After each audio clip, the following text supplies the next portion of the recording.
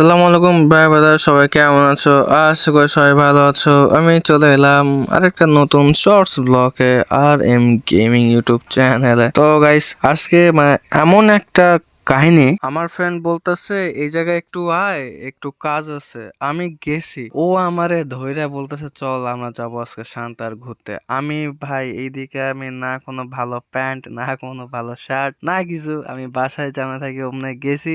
আর mainly কথা, আমার কাছে টাকাও ছিল না, মাত্র 30 টাকার মতন ছিল, যেখানে শান্তাহার আমাদের এখান থেকে যেতেই লাগে 20 টাকা, আর আসার নাই শেষ ভাই। তাও আমাকে নিয়ে গিয়েছে, তার কাছেও ভাই বেশি ছিল না, তাও আমরা গিয়েছি ভাই। কারেন্ট আছে আমাদের ভিতরে। তো মেনলি আমরা কোনো কিছু খাইও নাই, কিছুই করে নাই বাস।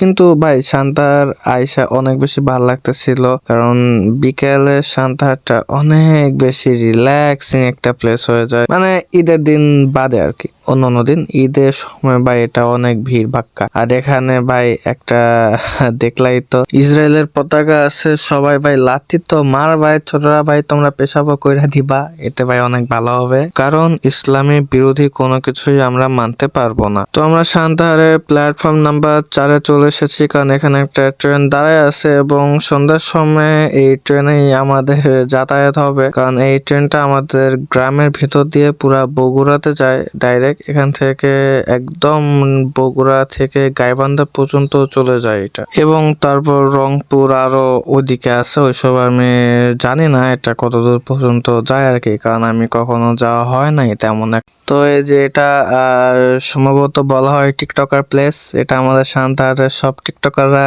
এখানে এসে ভাই টিকটক করে। আর ভাই ঈদের সময় অনেক বেশি ভিড় থাকে এখানে এই টিকটক করার জন্য, এই যে পুরো লাইনটা ধরে টিকটক করে আর কি। এটা হচ্ছে আমাদের স্টেশন, মানে মেইন যেটা, এখানে আমরা আছি আই থিঙ্ক প্ল্যাটফর্ম নাম্বার 3-এ। তো এখান থেকে মনে হয় নাটোর, পাবনা, ঢাকা এইদিকে যাওয়ার এটা হচ্ছে লাইন, আর ওই পাশে যেটা আর প্ল্যাটফর্ম নাম্বার 1, এটা হচ্ছে হিলি সহ ওদিকে আরো অনেক যেসব শহর আছে, স্টেশন আছে ওইদিকে, কারণ আমি কখনো ট্রেন দিয়ে যাই না ওইদিকে, তাই বলতে পারতেছি না, আমার ঠিক জানি না। তো এখন সন্ধ্যা হওয়া অভাব, এবং এখনই আমাদের ওই ট্রেনটা ছাড়বে, যেহেতু আমাদের দুজনের কাছে কোনো ভাড়া নেই, তো আমাদেরকে টিকিট ছাড়া ফ্রি যেতে হবে। তো কেমনে যাই ভাই, এটাই আমরা ভাবতেছিলাম, এবং পরে প্ল্যানিং হয়েও যায় এবং আমরা চলে যাই এখান থেকে। তো এখন আমরা ট্রেনে উঠে পড়েছি, আর আমাদের কোনো ভাড়া লাগে নাই, কারণ আমরা ট্রেনের একদম শেষের 2 নম্বর বগিতে উঠছি, এবং আমরা তো বসিও নাই।